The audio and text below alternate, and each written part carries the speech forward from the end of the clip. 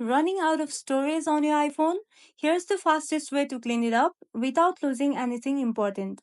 First, head over to Settings, then tap on General and tap on iPhone Storage. This section shows exactly what's using up your space, from apps to photos to system data. Start by deleting apps you no longer use. You can offload them instead if you want to keep the data for later. Next, go into your Photos app and clear out duplicates, large videos, or anything you don't need. Also, don't forget to empty the recently deleted album. One more trick, go back to the main settings menu and scroll down, then tap on Apps. Again, scroll down and tap on Safari.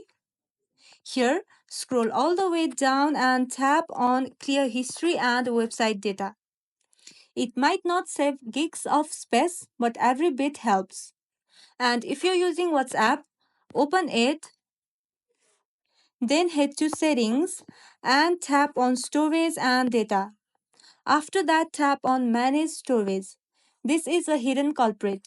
And finally, restart your iPhone. It refreshes the system and may free up some cache files. And if this helped clear up your iPhone, give this video a like and subscribe for more iPhone tips and tricks. Thank you for watching.